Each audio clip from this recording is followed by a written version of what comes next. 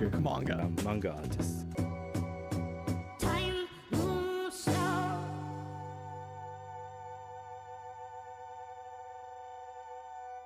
Now, in my last video, I talked about my collection, but what I ignored talking about was my manga collection. I ain't SpongeBob with a quintillion amount of books, but I do have a fairly good collection. And the first one I want to talk about is Spider-Man Fake Red. The manga costed me like 14-15 bucks, but with 15 chapters and it's pretty thick.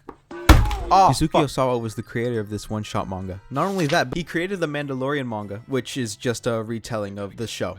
Also, the art in the manga is it's just chef's kiss. And with that, let me give you a little synopsis on the story. The story starts off with our not-so-amazing protagonist, Yu. Who the fuck names their kid Yu? All you need to know is that this guy is kind of a loser. He flunks all his classes, ain't got no friends, and obsesses over Spider-Man on the daily. So much so, he starts rock climbing just to feel like him. Now, you might be asking, how did a person like him even get the Spider-Man suit? One day, he just walking around, sees a little fat kid get bullied, and now, at this point, he wonders, what would Spider-Man do?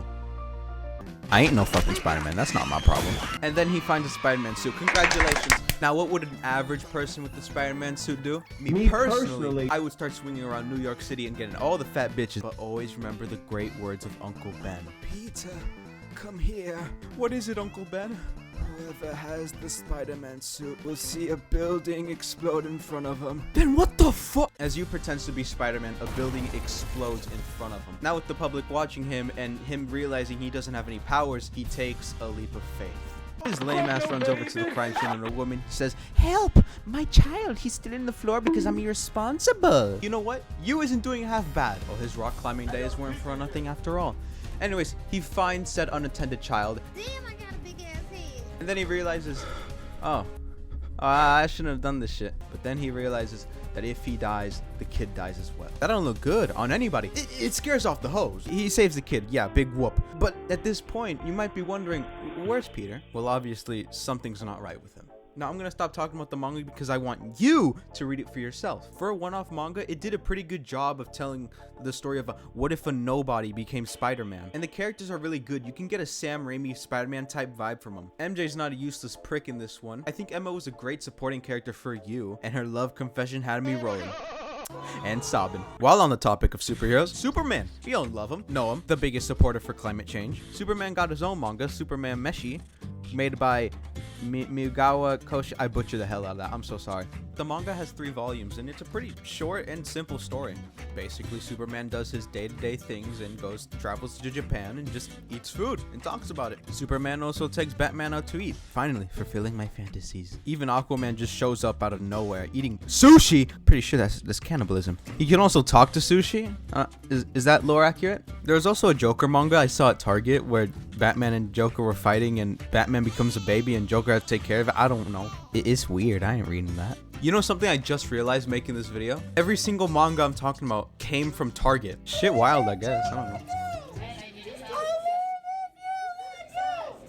I was gonna include City from Kichiroe, but I'm gonna make a whole video about him. I have a lot to say. I just love his work. Alright, next up, the life-changing manga of tidying up. Now, if you live like this, you're gonna have to pick this one up. The story follows Shiaka, I can't pronounce that, but she lives like shit, and she's in love with her neighbor, who also agrees she lives like shit. So what does the average person do when their house needs to be cleaned? That's right, get a girl off Craigslist to help you. She hires Mary Kondo. Damn, bitch, you gotta sort this shit out. Mary basically tells her that she needs to let go of the things that she doesn't need, saying whatever doesn't spark joy needs to be thrown out. Each chapter is a new lesson of how to tidy up, and I actually learned a lot of things from reading this. So much so, after reading this, I reorganized my whole room. And oh yeah, Mary is a real person. She's the author of the life-changing magic of tidying up. While doing research for this video, aka just watching a recap of the manga, I found out that she got her own Netflix show where she just goes to people's houses and teaches fully grown men and women to clean their house. For 12 bucks, I think you should really pick this one up. It's a nice short read with a simple romance plot, and this video is way behind schedule. Rating for every single one, 10 out of 10. See ya.